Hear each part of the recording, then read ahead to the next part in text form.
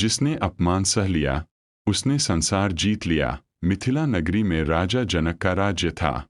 वहाँ ज्ञान, धर्म और न्याय की चर्चा दूर दूर तक होती थी। राजा जनक स्वयं महान ज्ञानी थे और अष्टावक्र मुनि के शिष्य थे।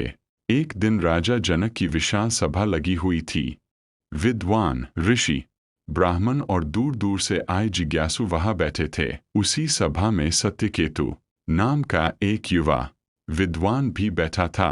वह शास्त्रों का बड़ा ज्ञाता था। उसकी बुद्धि तेज थी और वाणी प्रभावशाली थी, लेकिन उसमें एक दोष था। उसे अपने ज्ञान पर बहुत अभिमान था। उसे लगता था कि पूरी सभा में उससे बड़ा विद्वान कोई नहीं। ज्ञान का घमंड।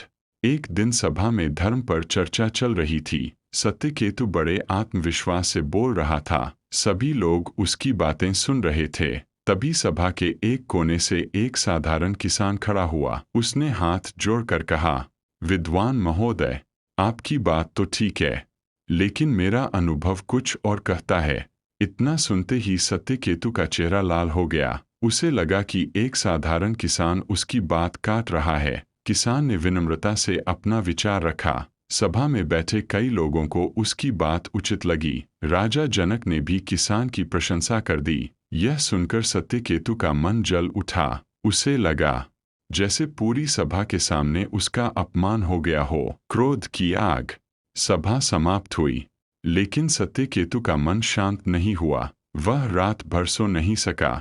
बार बार वही दृश्य उसकी आंखों के सामने आ रहा था। एक किसान ने मुझे चुनौती दी, सबने उसकी प्रशंसा की।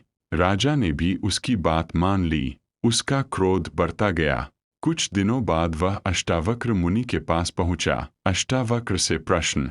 सत्यकेतु ने कहा, गुरुदेव, मेरा अपमान हुआ है। अष्टावक्र शांत बैठे रहे। उन्होंने पूछा, किसने किया? सत्यकेतु बोला, एक साधारण किसान ने। उसने मेरी बात काट दी और सभी लोग उसकी प्रशंसा करने लगे।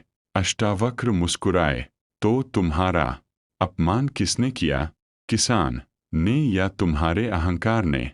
सत्यकेतु चौंक गया। उसे यह प्रश्न समझ नहीं आया। पहला पाठ। अष्टावक्र बोले, यदि कोई व्यक्ति तुम्हें अपशब्द कहे और तुम उन्हें स्वीकार न करो, तो वे किसके पास रहेंगे? सत्यकेतु बोला, कहने वाले के पास। ठीक वैसे ही अपमान भी उसी के पास रहता है जो उसे देता है। सत्यकेतु को यह बात समझ नहीं आई। वह बोला, गुरुदेव, यह केवल शब्द है, वास्तविक जीवन में ऐसा नहीं होता। अष्टावक्र मुस्कुराए, ठीक है, तुम्हें अनुभव से समझना होगा। यात्रा की शुरुआत। अगले दिन अष्टावक्र सत्यकेतु को लेकर एक दूर गांव की ओर चल पड़े। कई दिनों की यात्रा के बाद वे एक छोटे से आश्रम पहुँचे। वहाँ एक वृद्ध संत रहते थे।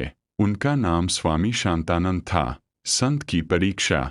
गांव के कुछ शरारती युवक प्रतिदिन संत के पास आते। वे उनका मजाक उड़ाते, कभी उन्हें पागल कहते, कभी ढोंगी कहते, कभी उनकी नकल उतारते, लेकिन संत हमेशा मुस्कुराते रहते। उनके चेहरे पर कभी क्रोध नहीं आता। सत्यकेतु का आश्चर्य। एक दिन सत्यकेतु ने देखा कि एक युवक संत के सामने खड़ा होकर उन्हें बहुत बुरा भला कह रहा है, लेकिन संत शांत बैठे रहे। युवक थक गया और चला गया। सत्यकेतु से रहा नहीं गया। उसने पूछा, महाराज, आपको क्रोध नहीं आया? संत मुस्कुराए, क्यों आएगा? उसने आपका अपमान किया। संत बोले, यदि कोई मुझे उपहार दे और मैं उसे स्वीकार न करूं, तो वह किसका रहेगा? सत्यकेतु बोला, देने वाले का। संत बोले, मैंने उसका अपमान स्वीकार ही नहीं किया। दूसरी सीख। सत्यकेतु कुछ सोच में पड़ गया, लेकिन उसका मन अभी भी पूरी तरह नहीं बदला था। उसे लगता था कि यह केवल संतों के लिए संभव है, साधारण मनुष्य ऐसा नहीं कर सकता। अष्टावक्र उसकी मनःस्थिति समझ रहे थे। व्यापारी की कहानी। अष्टावक्र उसे एक व्यापारी के पास ले गए। वह व्यापारी कभी बहुत अमीर था, लेकिन एक दुर्घटना में उसका सारा धन चला गया। फिर भी वह प्रसन्न रहता था। सत्यकेतु ने पूछा, आप दुखी क्यों नहीं हैं? व्यापारी बोला, जो चला गया वह मेरा था ही नहीं। जब वह था तब भी मैं वही था, आज नहीं है तब भी मैं वही हूँ। अष्टावक्र बोले, सत्यकेतु, यही बात सम्मान और अपमान पर भी लागू होती है। सबसे बड़ी परीक्षा। कुछ दिनों बाद अष्टावक्र ने सत्यकेतु से कहा, अब तुम्हारी परीक्षा होगी। वे उसे एक बड़े मेले में ले गए। वहां हजारों लोग थे। अष्टावक्र ने कुछ लोगों से कहा कि वे सत्यकेतु का मजाक उड़ाएं। लोगों ने वैसा ही किया। किसी ने उसके वस्त्रों का मजाक उड़ाया, किसी ने उसके ज्ञान पर प्रश्न उठाया, किसी ने उसे मूर्ख कहा। भीतर का संघर्ष। सत्यकेतु का चेहरा लाल हो गया, उसके हाथ कांपने लगे, क्रोध उसके भीतर उबलने लगा। लेकिन उसे संत की बात याद आई, अपमान तभी तुम्हारा बनता है जब तुम उसे स्वीकार करते हो। उसने स्वयं को शांत रखा। पहली विजय। कुछ समय बाद उसका मन शांत होने लगा। उसे महसूस हुआ कि लोगों के शब्द उसके शरीर तक पहुंच सकते हैं, लेकिन उसकी आत्मा तक नहीं। उसी क्षण उसे भीतर एक अद्भुत शांति का अनुभव हुआ। अष्टावक्र का उपदेश। अष्टावक्र बोले, सत्यकेतु, संसार में दो प्रकार के लोग होते हैं। एक वे जो दूसरों के शब्दों के गुलाम होते हैं, दूसरे वे जो अपनी आत्मा के स्वामी होते हैं। पहले लोग प्रशंसा से फूल जाते हैं और अपमान से टूट जाते हैं। दूसरे लोग दोनों परिस्थितियों में शांत रहते हैं। अंतिम घटना। कुछ महीनों बाद सत्यकेतु फिर राजा जनक की सभा में पहुंचा। संयोग से वही किसान भी वहां उपस्थित था। इस बार किसान ने फिर उसकी बात काट दी। सभा में लोग मुस्कुराने लगे, लेकिन इस बार सत्यकेतु के चेहरे पर शांति थी। वह मुस्कुराया और बोला, यदि आपकी बात सत्य है तो मैं उसे स्वीकार करता हूँ। सभा स्तब्ध रह गई। राजा जनक प्रसन्न हो उठे। आत्मज्ञान की झलक।